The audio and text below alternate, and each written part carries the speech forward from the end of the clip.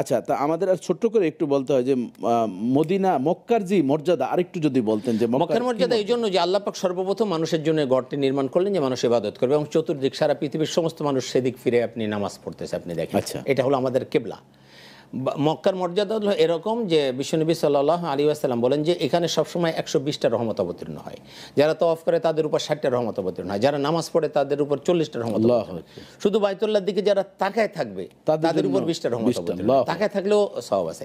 এখানে যদি কেউ 1 রাকাত নামাজ পড়ে তো হাদিসের ভাষ্য হলো 1 লক্ষ রাকাত নামাজ পড়া সওয়াব। সুতরাং এই যে মর্যাদা, কেন মর্যাদা, আসলে মর্যাদার চেয়ে আরেকটা বিষয় আমার মনে হয় সেটা হলো আরো চমৎকার। এটা সূরা হজের মধ্যে আল্লাহ বলছেন যে ওয়াআযযিন ফিন নাসি বিল হাজ্জি ইয়াতুকা রিজালান ওয়া আলা কুল্লি দামির ইয়াতিনা মিন কুল্লি ফাজ্জিন আমিক।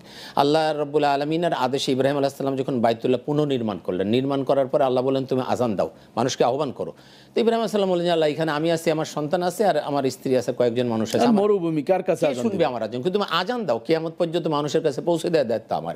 এত দূর দূরান্ত থেকে লোক আসবে যে আস্তে আস্তে তাদের বাহনগুলো কৃষকায় হয়ে যাবে, এরপরে দুর্বল হয়ে যাবে সে বাহন। এরপরে আল্লাহ যে কথা বলছেন এটা খুব চমৎকার বলছেন, লিয়াশহাদু মানাফি আলাহুম, তারা এখানে এসে দেখুক তো যে কত কল্যাণ আমি তাদের জন্য রেখেছি। আল্লাহ পাক তো আপনাকে যে দেখতে বলছে, আমি আপনি এখানে বুঝাতে পারবো না যে বাইতুল্লাহর দিকে ফিরে সারা জীবন আপনি নামাজ পড়তেছেন, এই বাইতুল্লাহ দেখার সাথে সাথে আপনার ভিতরে যে আন্দোলন শুরু হবে, আপনার ভিতরে অনুভূতি, এটা কোনো সাহিত্যিক কোনো মাওলানা আপনাকে ভাষা দিয়ে বোঝাতে পারবে না।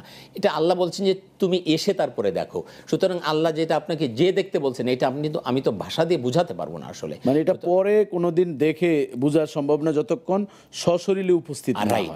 এর ভিতরে হাজরে আসাদ রয়েছে, রুকনি ইয়ামিনি রয়েছে, মাকাম ইব্রাহিম, মানে কতগুলো মিরাক্কেল বিষয় রয়েছে। জি, মিজাবে রহমত রয়েছে। বাইতুল্লাহ নির্মাণের পরে এটা আরেকটা, বাইতুল্লাহ নির্মাণ শেষে ইব্রাহিম আলাইহিস সালাম কি করলেন, আপনার মুলতাজিমে গেলেন, কাবা শরীফের দরজা এবং পাশে যে মুলতাজামে যে ইব্রাহিম আলাইহিস সালাম কি করলেন, বুকটা লাগাই দিলেন বাইতুল্লাহর সাথে, এরপরে গালটা লাগাই দিলেন, এবার হাত দিয়ে বাইতুল্লাহ ধরে দোয়া করলেন, আল্লাহু আকবার, রব্বানা ওয়াবা'আথ ফীহিম রাসূলাম মিনহুম ইয়াতলু আলাইহিম আয়াতিক, হে আল্লাহ একজন রাসূল আপনি আমার বংশে পাঠান, যিনি এসে কি করবেন, আয়াত তেলাওয়াত করে শোনাবেন, এই কিতাবের মানে কি আছে কোরআনে সেটা বুঝাবেন, শিক্ষা দিবেন, এবং তিনি মানুষকে পবিত্র করবেন। এই যে কথাগুলো তিনি বললেন, এই জন্য এই মুলতাজামে যে ব্যক্তি দোয়া করবে তার দোয়া আল্লাহ তাআলা কবুল করেন। আল্লাহু আকবার। আপনি নিশ্চয়ই আবেগ আপ্লুত হয়েছেন। আর এটিই কিন্তু বিষয়, বাইতুল্লাহতে যখন ধরা হয় মনে হয় স্বয়ং আল্লাহকেই ধরে ফেলছি, এরকম একটা অনুভূতি থাকে, এবং তাকানের সাথে সাথে সর্বপ্রথম আল্লাহ তাআলা সগীরা গুনাহগুলো মাফ করে দেন।